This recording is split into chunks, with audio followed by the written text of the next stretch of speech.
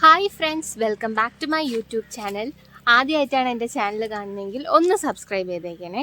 നമ്മൾ ഇന്ന് പോകുന്നത് തിരുവനന്തപുരം ജില്ലയിലെ തോന്നയ്ക്കൽ ഇടയാണത്തുള്ള വസന്താമ്മയുടെ വീട്ടിലാണ്.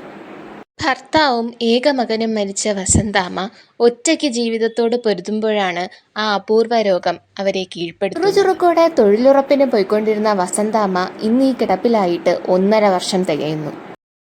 ലോങ്ജിറ്റ്യൂഡിനലി എക്സ്റ്റെൻസീവ് ട്രാൻസ്വേഴ്സ് മൈലൈറ്റിസ് എന്ന ഒരു അപൂർവ രോഗമാണ് ഈ അമ്മയുടെ സ്പൈനൽ കോഡിനെ തകർത്തത്. കിടക്കോളം 10 മണിയാകുമ്പോൾ കിടക്കുന്ന സമയം ഒരു കുഴപ്പവും ഇല്ലായിരുന്നു.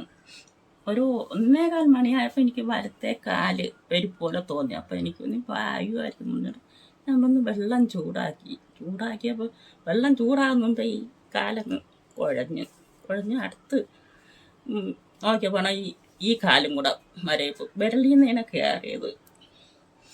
അങ്ങനെ ഇളിക്കൂടെ കുഴഞ്ഞ് വെള്ളവും ഞാനായിട്ട് വീഴാൻ പോയി. ഞാൻ പെട്ടെന്ന് തിട്ടൽ തൂങ്ങി നിന്ന് അടുത്തുള്ളവരൊക്കെ വിളിച്ച് വന്ന് കൊണ്ടുവന്ന് 16 ആസ്റ്റി പോയി. ആസ്റ്റി ചെന്നപ്പോൾ അവിടെ കൊണ്ട് പറ്റില്ല എന്ന് പറഞ്ഞു. ഏതെങ്കിലും വലിയ ആസ്റ്റി കൊണ്ടുപോകാൻ പറഞ്ഞു. അങ്ങനെ കഴുക്കൂട്ടത്ത് മിഷ്യനിൽ കൊണ്ടുപോയി. മിഷ്യനിൽ കൊണ്ടുപോയി എൻ്റെ അന്ന് അവർ സ്കാൻ ചെയ്യണമെന്ന് പറഞ്ഞു പുള്ളുവാടി. അങ്ങനെ ഉള്ളൂർ കൊണ്ടുപോയി സ്കാൻ ചെയ്തപ്പോൾ ഈ നട്ടെല്ലാം നരമ്പ് പോയി. ഇത്ര ഒരു നരമ്പിൻ്റെ പേര് പറഞ്ഞു. ആ നരമ്പില്ലെന്ന് പറഞ്ഞു. Spinal cord. ആ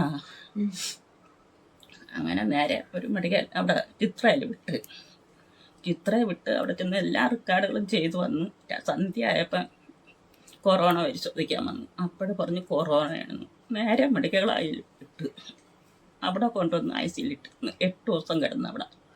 അപ്പോൾ കൊറോണ കുറഞ്ഞ് വാർഡിലെടുത്തപ്പോൾ അവിടെ ബെഡുമില്ല.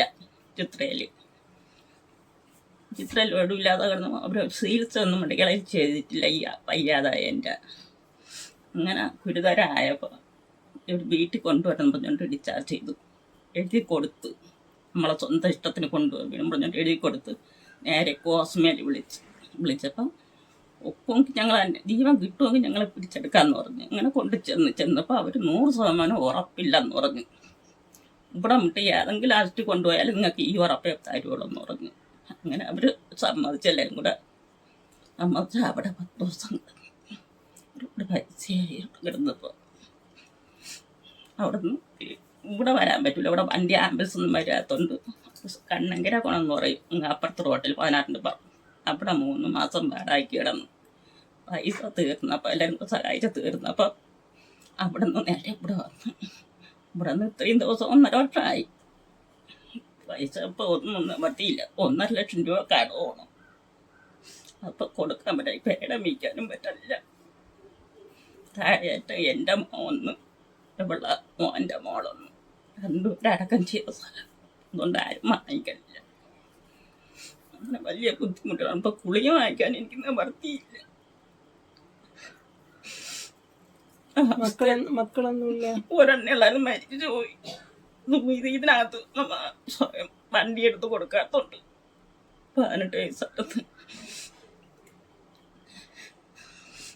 ഒരു നേരത്തെ മരുന്ന് വാങ്ങിക്കാൻ എന്നെ കൊടുക്കുന്ന വൃത്തിയല്ല. ചേച്ചിയുടെ കൂടെ ഇവിടെ ആരുണ്ട്? അനിയത്തിയുണ്ട്, അനിയത്തിയുടെ മക്കളുണ്ട്, പിന്നെ അണ്ണൻ കൂടെ വരും.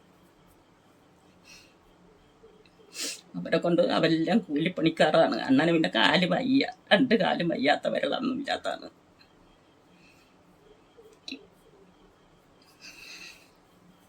അങ്ങനെ എന്നെ കൊണ്ട് നിവർത്തില്ല. അവർ പൈസ തന്നോരാവശ്യപ്പെടണം.